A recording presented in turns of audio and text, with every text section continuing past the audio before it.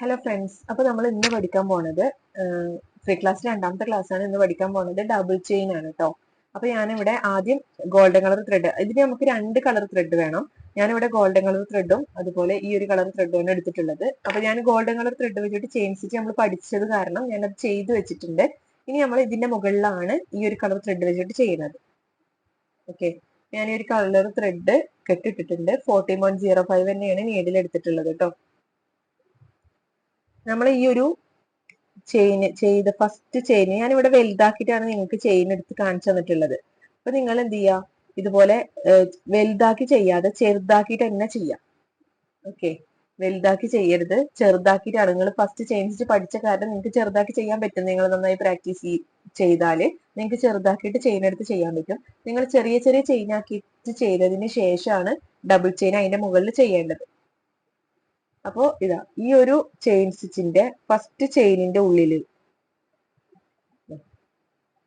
ഈ ഒരു ഫസ്റ്റ് ചെയിനിന്റെ ഉള്ളിൽ നിന്നാണ് ഞാൻ ഈ ഒരു ചെയിൻ എടുക്കുന്നത്.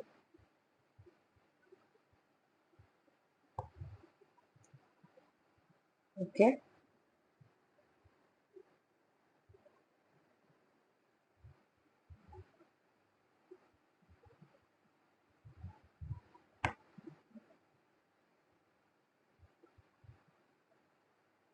ഫസ്റ്റ് ചെയിനിന്റെ ഉള്ളിൽ നിന്ന് എടുക്കുക. അതിനുശേഷം സെക്കൻഡ് ചെയിനിലേക്കാണ് നമ്മൾ കുത്തി കൊടുക്കുന്നത്.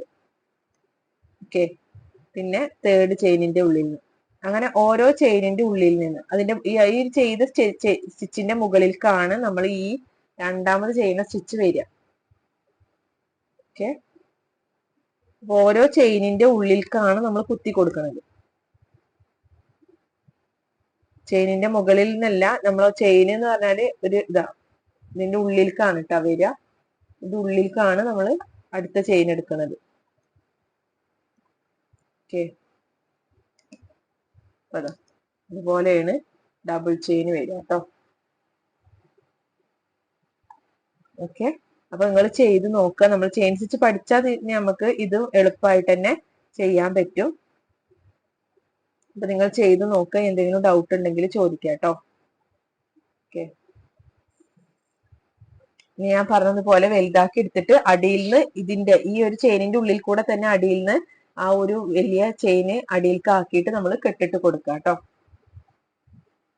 ഓക്കെ, ഇനി നമുക്ക് പിക്ചറിൽ എങ്ങനെ ചെയ്യാൻ നോക്കാം.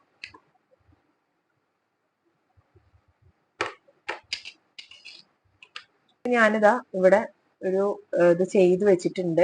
അല്ലെങ്കിൽ ഞാൻ ഇതിലൊക്കെ ഡബിൾ ചെയിൻ ചെയ്തിട്ടുണ്ട്, നിങ്ങൾക്ക് കണ്ടാൽ മനസ്സിലാവും. ഓക്കെ, ഈ ഒരു ഭാഗത്ത് കണ്ടില്ലേ, ഈ ഒരു ഭാഗം ഞാൻ ഡബിൾ ചെയിൻ ചെയ്തിട്ടില്ല, ചെയിൻ സ്റ്റിച്ച് മാത്രമാണ് ചെയ്തിട്ടുള്ളത്. നമുക്ക് ഈ ഒരു സൈഡും കൂടി ഡബിൾ ചെയിൻ ചെയ്യാം. ഞാൻ മൊത്തത്തിൽ ചെയ്ത് കാണിക്കുമ്പോൾ വീഡിയോ ലെങ്ത് കൂടുന്ന് വിചാരിച്ചിട്ടാണ് കേട്ടോ ചെയ്യാറുള്ളത്, മൊത്തത്തിൽ ചെയ്ത് കാണിക്കാത്തത്.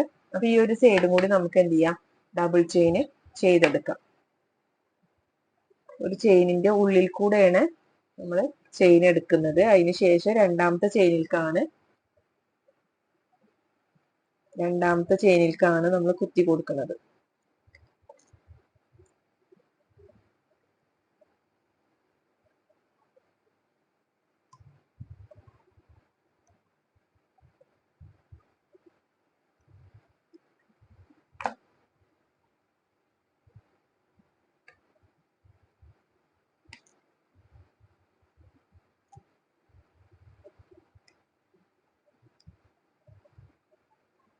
നമ്മൾ ചെയിൻ സ്റ്റിച്ച് പഠിച്ചാൽ നമുക്ക് ഈ ഒരു ഡബിൾ ചെയിൻ ചെയ്യാൻ എളുപ്പമാണ്. പിന്നെ ശ്രദ്ധിക്കേണ്ടത് ഈ ഒരു ചെയിനിന്റെ ഉള്ളിലേക്കാണ് കുത്തുന്നതെന്ന് മാത്രം.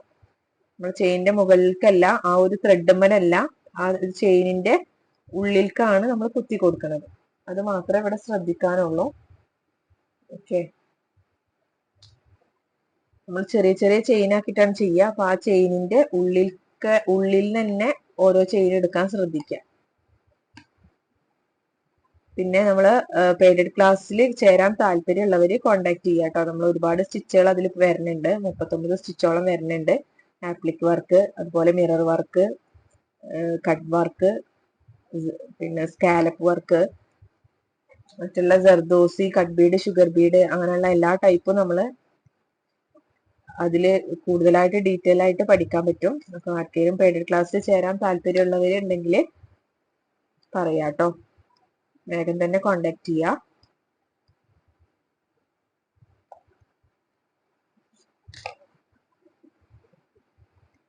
അപ്പൊ അതുപോലെ ഓരോ ചെയിനിന്റെ ഉള്ളിൽ നിന്നാണ് നമ്മൾ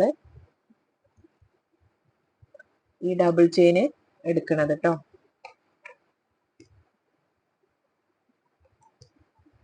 നിങ്ങൾ ആദ്യം ഒരു ലൈനിൽ തന്നെ ചെയ്ത് നോക്കുക കേട്ടോ, എന്നിട്ട് പിക്ചറിലേക്ക് ചെയ്താൽ മതി. ആദ്യം തന്നെ പിക്ചറിൽ ചെയ്യരുത്, ആദ്യം ഒരു ലൈനിൽ ചെയ്തതിന് ശേഷം പിക്ചറിലേക്ക് ചെയ്ത് നോക്കിയാൽ മതി കേട്ടോ. എന്നാലാണ് നിങ്ങൾക്ക് അത് ആ ഒരു സ്റ്റിച്ച് അത്രയും നന്നായിട്ട് ചെയ്യാൻ പറ്റുള്ളൂ, അല്ലെങ്കിൽ ഭയങ്കര ബുദ്ധിമുട്ടായിരിക്കും. അപ്പൊ ആദ്യം ഒരു ലൈനിൽ തന്നെ ചെയ്ത് നോക്കുക, എന്നാലാണ് നമുക്ക് ഈ ഒരു കേവ് ഭാഗവും അതുപോലെ പിന്നെ നമ്മുടെ ഈ കോൺ ഭാഗമൊക്കെ വരുമ്പോൾ ഫിനിഷിംഗ് ആയിട്ട് കിട്ടണം എന്നുണ്ടെങ്കിൽ ആദ്യം ലൈനിൽ ചെയ്തിട്ട് ആ ചെയിൻ നന്നായി പ്രാക്ടീസ് ആവണം, എന്നാലാണ് നിങ്ങൾക്ക് ഇത് എളുപ്പത്തിൽ ചെയ്യാൻ പറ്റുള്ളൂ കേട്ടോ. അപ്പൊ നന്നായി നിങ്ങളെല്ലാവരും പിക്ചർ ലൈനിൽ ചെയ്ത് നോക്കിയതിന് ശേഷം പിക്ചറിലും ചെയ്ത് നോക്കുക. എന്തെങ്കിലും ഡൗട്ട് ഉണ്ടെങ്കിൽ ചോദിക്കാം കേട്ടോ. Okay, thank you.